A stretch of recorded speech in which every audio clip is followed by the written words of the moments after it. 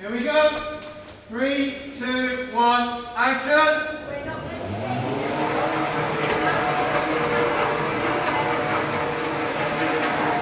We're not going to take it anymore. Now we hold the power. We wear the pants. The Innovo pants. Change has spoken. And action.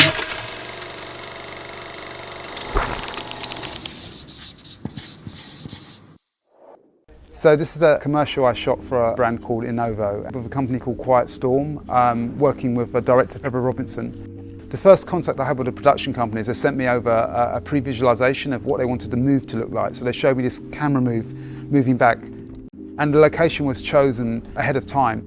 Oftentimes as a director of photography, you kind of want to be involved in the location choice if you can. I try and go on the director's recce's when at all possible, but that's not always the case. Sometimes you're brought onto a job later than that. And on this occasion, the location had already been chosen.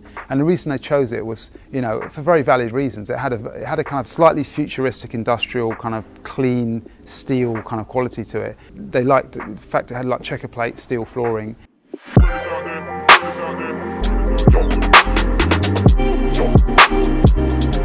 I'm going to leave these blue for now and just have a look at it. Yeah. So my theory is green at the back, warm coming in from the side and cooler on the top, and see how that works. We had a choice of turning off the fluorescent lights or leaving them on. I quite like the effect they have on the floor, so we thought we'd embrace that. And the way to do that is to blend our lights into the ambient lights. So we had a philosophy of putting some green on the back lights. Our lights are going to be slightly cooler than the fluorescent lights, but it's good to have colour contrast in your frame. So start with cooler lights at the background, slightly warmer lights in the foreground, make something feel more three-dimensional. Blue retreats psychologically and red advances. I thought keep the backlights slightly cooler, but make them a little bit green so they kind of blend into the top lights of the fluorescence. And then have the side lights lighting the artists in the foreground slightly warmer, and take the green out of those because you don't really necessarily want the green on the skin tones. So that's kind of how we've broken it down. And we'll have a look tomorrow. We'll re-evaluate that when everyone's stood in, and we'll see if that's actually still working for us. Let's have someone standing here as well. Yeah, you stand there, Josh. And then Charlie, just put the M18 into him. As a cinematographer, you shouldn't always expect to be doing cool work all the time, because that's just not how it is. Sometimes you're doing an exciting low-budget music video, and other times you're doing a relatively bland pack shot for a big corporation. But both those jobs, from a lighting standpoint, are equally interesting to me. I get absorbed into the lighting regardless of the scale of the job I'm doing. I love a pre-light, because the thing about a pre-light is basically you're getting paid to be on set playing with lights. I mean, what could be better? And just come a little bit to your left bit. That's it there, that's the line. I'm just having fun with lights today. That's the beauty of a pre-light, if you have time, is you can just, for me, it's like a curiosity. I'm curious about what that would look like if I had to put a light over there. We've got this PB70 that we're playing with, a big shaft of light, and we put it behind the artist, because the move's going to be an artist walking from this sandbag, and then with a motion control shot coming back, tracking her in to this position here, probably around here somewhere.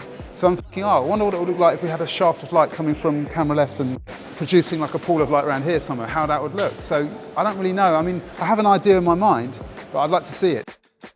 When you have a bit of experience, you have the confidence to think, well, let's just see what happens here, and if it doesn't work out how I have it planned, then I'll think of something else. Just kind of going with it and seeing what happens. You're experimenting with things, you're trying things out, you're seeing what works. Without the pressure of a cast and a director and a producer sort of hovering over you, without that pressure, you're getting to play with lights. So pre-lights are always a lot of fun for me. And you tend to only get pre-lights on the bigger jobs, right? Or the more corporate jobs.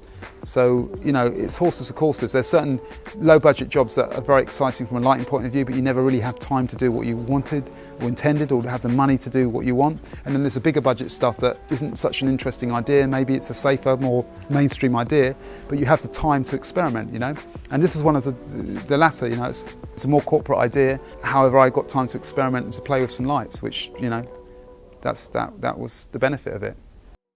This is cooler than I thought it would be, I must say. Now we've got a bit of smoke up and we've got these shafts of light from the background. The way they're reflecting on the checker plate floor is quite interesting. So it's like I said earlier, it's like a curiosity. It's like, I wonder what that would look like. And you're not sure, because the environment's different. I haven't really been in a situation with checker plate floor looking like that before. And as you can see on the monitor here, it's producing really an interesting shape through here. I mean, I always find that there's always an interesting challenge with lighting, whatever, particularly when you're working in locations. It's a different kind of challenge. When you're in a studio, it's all about imagination and about what you can imagine and how you can get to that point. And with a location, it's about reacting. It's about how you react to what's there. You know, and on this occasion, it was kind of in between the two, because it was like a studio space, but it was presenting some problems of a location. Traditionally, a studio would have a high ceiling and you'd basically have the facility to light from above if you wanted to. And this location had a very low ceiling. And the ceiling actually was part of the most interesting feature of the location. The camera would be quite low and it would have to stay just above the eye line for the woman and then drop down to give a kind of heroic quality at the end. You definitely get the ceiling in shot. So the thought of kind of lighting from the ceiling was kind of compromised by that. So what I had to try and do is I had to try and work out a plan to get the light in the position that I felt would be most effective without seeing it in the frame, which is a classic kind of consideration when you're shooting in location.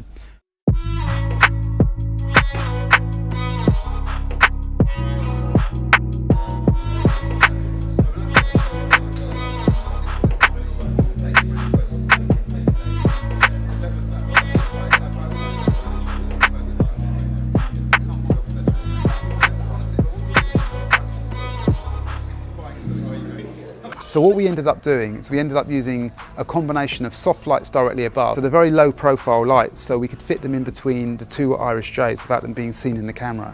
And we put those as our kind of initial soft lights, and then we started building the light from the side. We used the light stream parallel beam reflector system, and what I was doing is I was putting little pools of light into the crowd. They control the light in a very precise way, so you can basically use multiple reflectors and then paint with these little brush strokes of light, so you can build it up incrementally. Maybe traditionally we'd have one big light from the side and one big wash of light, but then what happens is the whole place gets lit up and it looks a bit flat and boring. So what I was interested in doing is trying to keep the dramatic atmosphere of the place, yet bring the people out. So what I thought I'd do is I'd treat it like this kind of Baroque painting, you know, and have pools of light that basically breaks up the image, so it's like a textural image layered in different zones of light. Is I could bring out that and really get the shape of the face with reflectors coming from the side of frame. So what we had then is we had a series of reflectors arcing round from side light all the way through to front light. So what I did was I had two M18 Arri lights that basically hard side lit the whole of the group of people and the two girls in the foreground. And then what I do is I bring a 3/4 front key comprising of various mirrors to bring out certain pools, certain areas of light within that group. And you don't want everyone to be equal, right? You want some areas to be more lit and other areas to be underlit. And that's what gives it visual interest. That's what Baroque painting's all about. Not everything's equal. You know, there's certain areas that are really three-dimensional and really well lit, and other areas just fall into the shadow. And that's what gives it its atmosphere. That's what gives it some kind of visual delight, you know? That's doing something, isn't it, Charlie?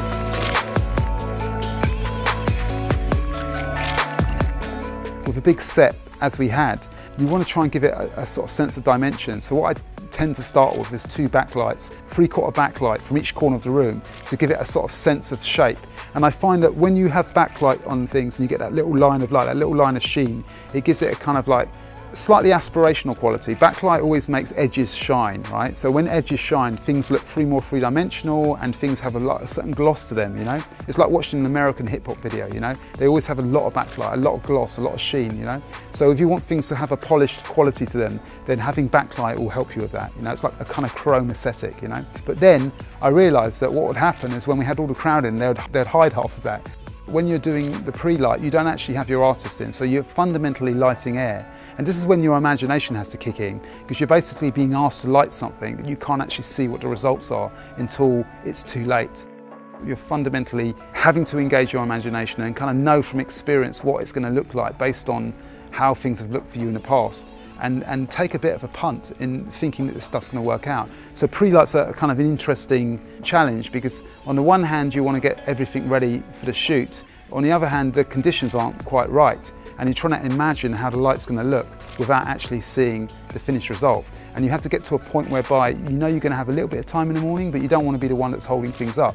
So you want to get to a point whereby you feel that it's pretty close, 80% close to what it's going to end up being, and knowing that you've got a little bit of manoeuvring in the morning to get it finessed. Now, when you get everyone standing in position, you realise that a lot of the lights that you place, or some of the lights that you placed, aren't working in a way that either had been intended or you'd seen on the pre-light. So you have to factor that in mind. If you put enough lights in there to begin with and you have enough interest going on, then some of those ideas will get through, you know, and that's what you want. You want enough of those ideas to get through to end up with a visually interesting image.